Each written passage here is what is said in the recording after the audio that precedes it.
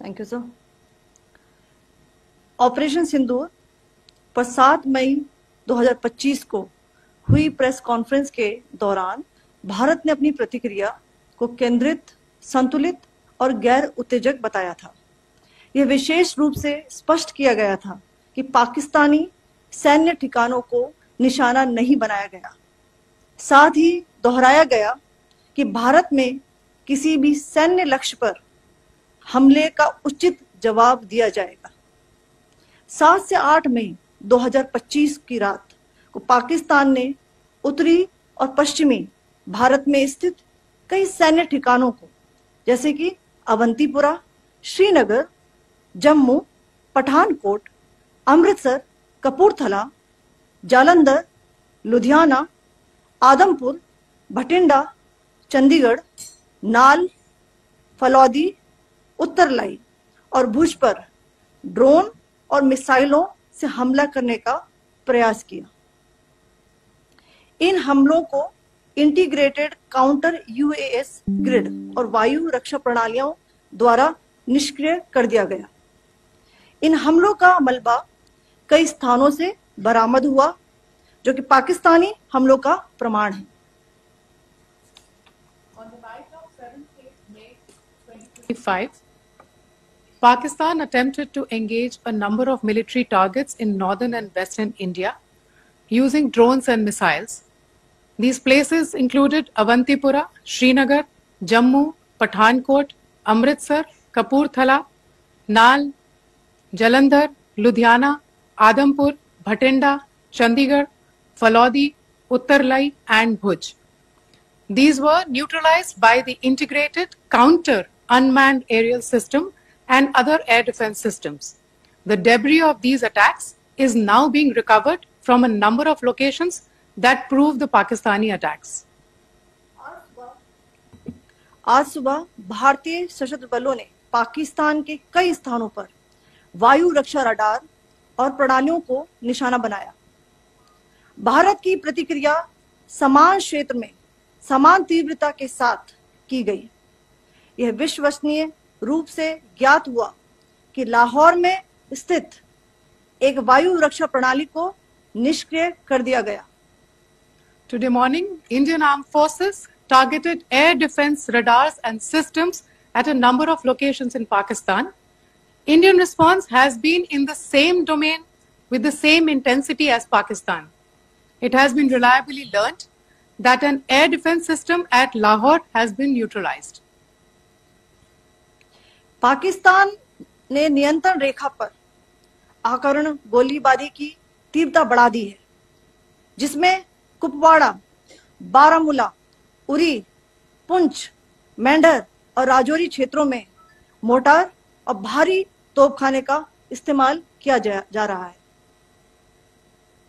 Pakistan has increased the intensity of its unprovoked firing across the line of control using mortar and heavy calibre artilleries in areas in Kupwara, Baramulla, Uri, Poonch, Mendhar and Rajouri sectors in Jammu and Kashmir. 16 innocent lives have been lost, including 3 women and 5 children, due to the Pakistani firing. Here too, India was compelled to respond to bring mortar and artillery fire from Pakistan to a halt. Indian Armed Forces reiterate their commitment to non-escalation, provided it is respected by the Pakistan military. Jai Hind.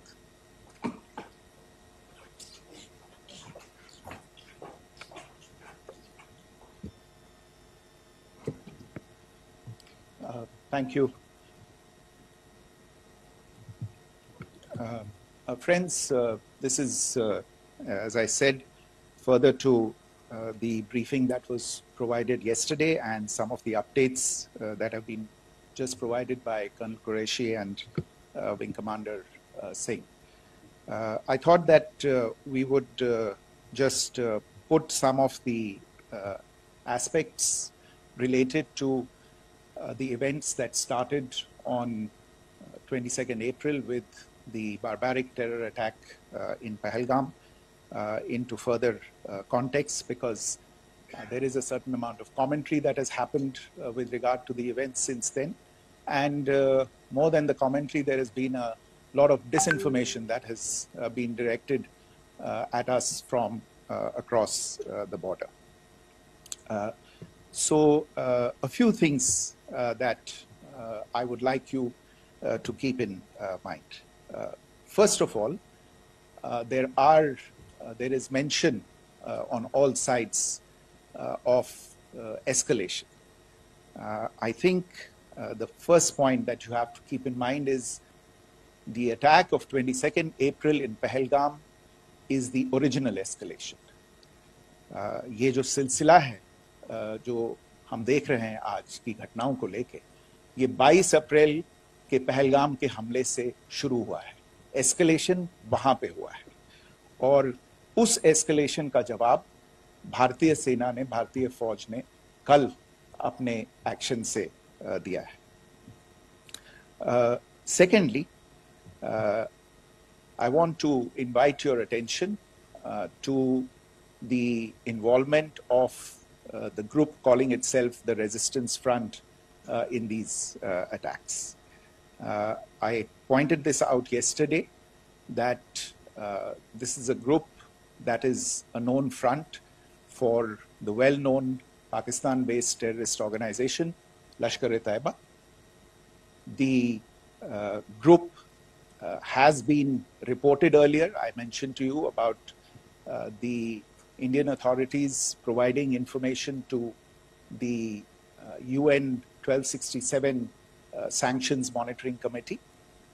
And in fact, we are going to be meeting with the team again very soon, and we will be providing an update to the information that we have provided earlier.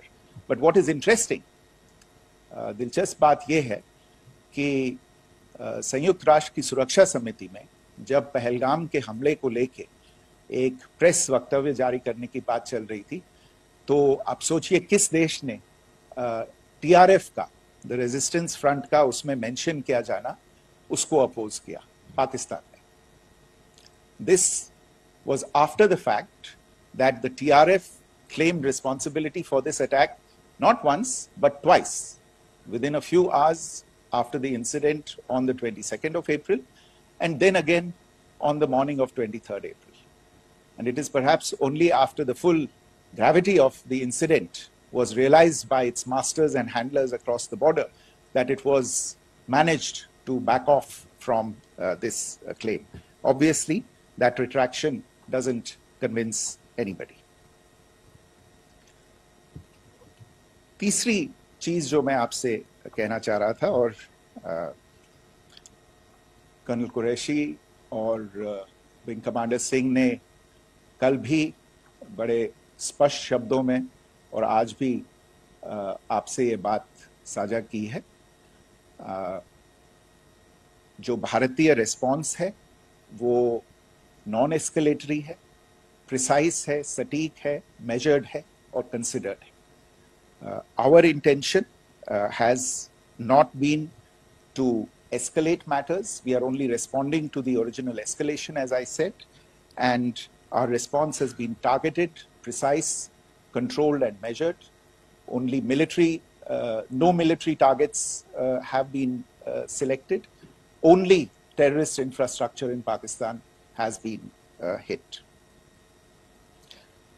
Now, there are as I said, a number of issues that have been raised in commentaries, and there's a lot of, as I said, unfounded disinformation and fabrication that has come from across the border. And I would just like to use this opportunity to set the record straight on some of these issues. The first of these is Pakistan trying to wash its hands off any and all involvement with terrorism. I think the Pakistani information minister said there are no terrorists in Pakistan. And I think he was challenged on that in the television program that he was appearing on. But even if I partially repeat myself from yesterday, I think Pakistan's reputation as the epicenter of global terrorism is rooted in a number of instances where concrete evidence is available, not just to India, but to governments and authorities and agencies around the world.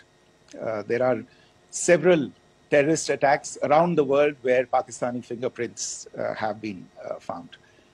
I don't need to belabor the point with regard to this audience about where Osama bin Laden was found and who called him a martyr. Pakistan has also for decades pursued cross-border terrorism into India with impunity. And as I said yesterday also, in order to deliberately mislead the international community, they claimed that the terrorist Sajid Mir was dead.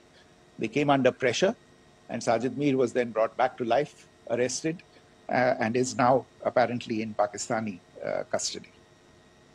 Pakistan is also home to a very large number of UN proscribed as well as UN proscribed terrorists, as well as terrorists proscribed by a number of other governments in the world, including, of course, the Lashkar-e-Taiba and the Jaish-e-Mohammed, as well as their leaders, Masood Azhar and Hafiz Mohammed Saeed.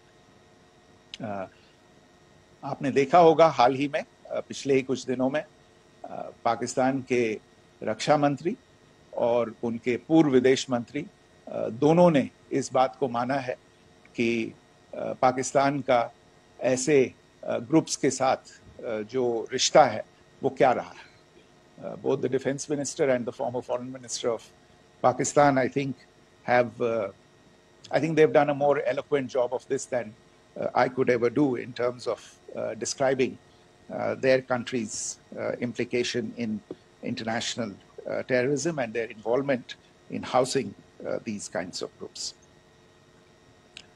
दूसरा जो विषय है वो है पाकिस्तान का जो एक दावा है कि एक इंटरनेशनल impartial investigation होना चाहिए, एक joint investigative committee होनी चाहिए. These calls for jointly investigating this heinous and barbaric attack in Pahalgam. Again, I think you know the history well on this. You know the track record well, and it is not a bright track record insofar as Pakistan is concerned.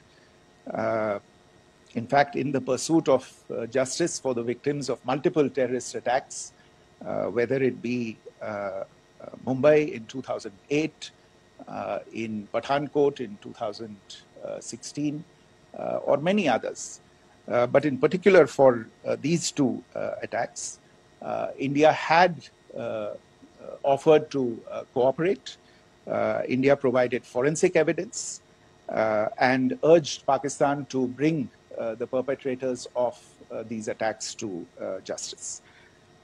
We, in particular with regard to the Mumbai attacks of 2008, where a Pakistani Lashkar-e-Taiba terrorist was captured alive, India provided extensive information and evidence related to the involvement of Pakistani terrorists in this attack. Cases were registered, but you are all aware that these cases have not progressed despite the formation of judicial teams, etc. And Pakistan has consistently stonewalled all efforts to move the investigation along.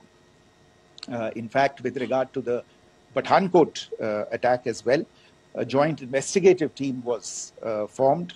We gave access, unprecedented access, I should say, to Pakistani team to the site of the attack.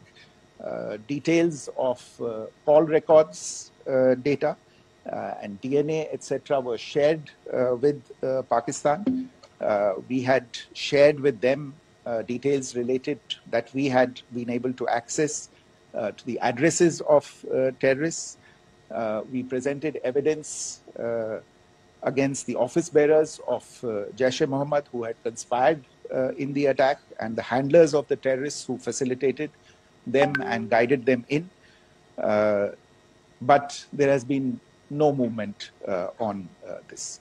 So in all of this, I think the experience has not been positive, and it certainly doesn't give us the confidence now to take at face value Pakistani assertions of wishing to participate in a joint investigation. These are just delaying tactics. These are just stonewalling tactics.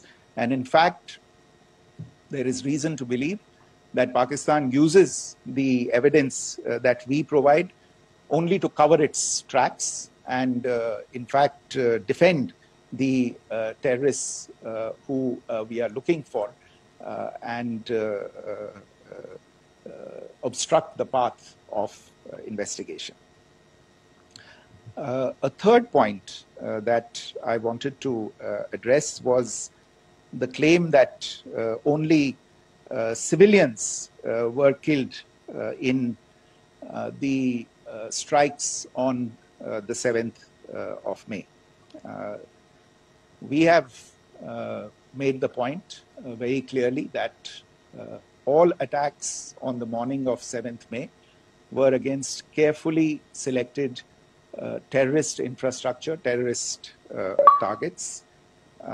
It is not clear to us, in fact, seeing some of the coverage of the after effects of these strikes, including the funerals for the terrorists that are held yesterday. I think a lot of you have seen the reports and the coverage on media. If only civilians, if any civilians were killed in these attacks, I wonder what message this picture actually sends to all of you. This is a question that is worth asking.